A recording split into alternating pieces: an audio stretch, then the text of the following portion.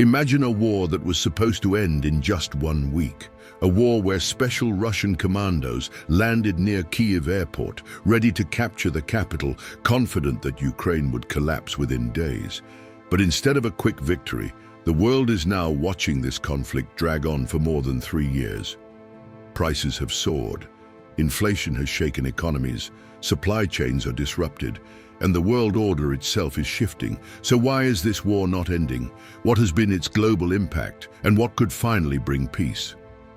The Russia-Ukraine war began on the 24th of February 2022, but its roots go deeper. In 2014, Russia annexed Crimea and supported separatists in Donetsk and Luhansk. That conflict simmered for years. When Vladimir Putin launched what he called a special military operation in 2022, his calculation was simple: strike hard, strike fast, capture Kyiv, remove President Volodymyr Zelensky, and install a pro-Russian government. Russia truly believed the war would be over within 1 or 2 weeks. Evidence lies in the fact that Russia deployed elite airborne commandos at Hostomel Airport near Kyiv. Their mission was to secure the airfield for incoming reinforcements. But Ukraine fought back fiercely, surrounded them, and forced Russia to retreat. That was the first sign. The war was not going to be easy. Instead of collapsing, Ukraine resisted with unexpected strength. The European Union stepped in with financial aid, sanctions against Russia, and logistical support. The United States poured in weapons: Javelin missiles, HIMARS rocket systems, Patriot defenses, Abrams tanks, and even promises of F-16s. What Russia thought would be a lightning campaign became a grinding war of attrition. Now, 3 years later, both sides are stuck.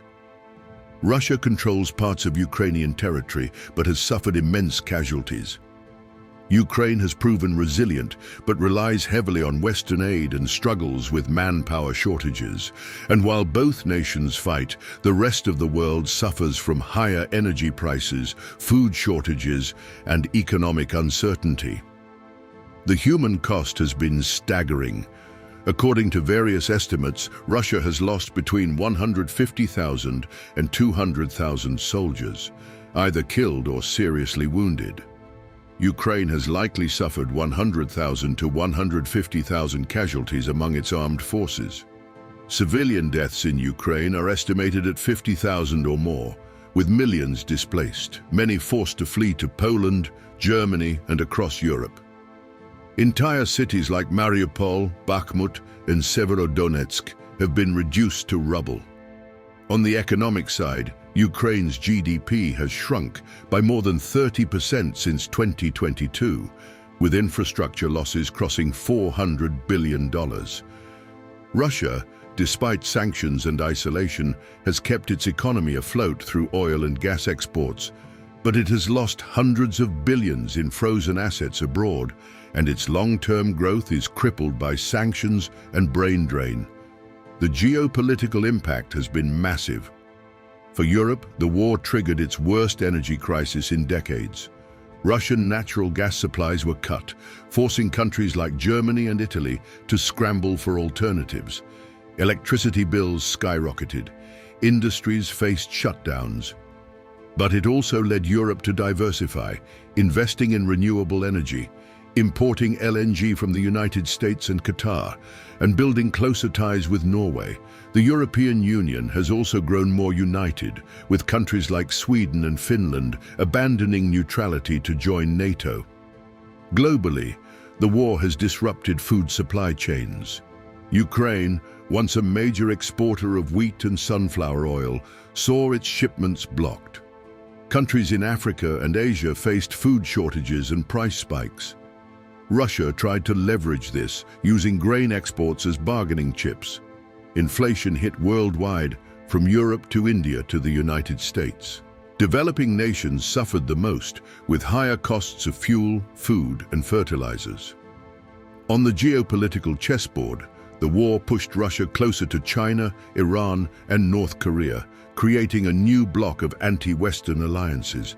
Meanwhile, the US reasserted leadership over NATO, but now faces growing war fatigue at home. Europe, though united, is also strained by the economic burden. And in 2025, with Donald Trump returning to the White House, the US position has shifted again. Trump wants to end the war quickly, but the reality is more complicated. So why is the war not ending? First, too many powers are involved. The European Union wants to weaken Russia, but not let it collapse entirely. The United States claims to want peace, but also seeks to maintain influence over Europe. Russia demands recognition of the territories it has captured. Ukraine under Zelensky refuses to compromise and insists on regaining all lost lands, including Crimea. Second, leadership egos play a role. Wars often prolong because leaders want ideal solutions that reality cannot deliver. Zelensky refuses to settle for less than complete restoration of Ukraine's territory. Putin does not want to appear weak. Western leaders do not want to look like they abandoned Ukraine. And third, the nature of the war itself, urban combat and trench warfare, makes progress painfully slow. Every kilometer of land costs blood and treasure. The front lines barely shift, and the conflict turns into something like World War I, static, exhausting, endless. How can this war actually end? One possibility is a compromise peace deal. Ukraine could accept that Crimea and parts of Donbass are lost to Russia. In exchange, Russia might guarantee Ukraine's security, or the US and EU might give Ukraine NATO-like security assurances. Another scenario is one side collapsing. But at this moment, neither Russia nor Ukraine shows signs of complete breakdown. Both still have enough resources and political will to continue. A darker possibility is leadership targeting. Interestingly, Russia has refrained from eliminating Ukraine's top leadership. Zelensky, the defense minister, the army chief, even though they operate openly in Kyiv. If Russia changes strategy and kills the leadership or destroys the government's infrastructure, Ukraine could collapse quickly without central command.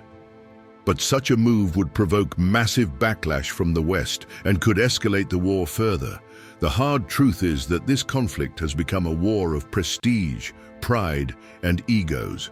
No side wants to concede defeat. Too many global players have invested in the outcome, and compromise looks politically costly for everyone. History has shown us many wars that dragged on for years simply because leaders refused to bend.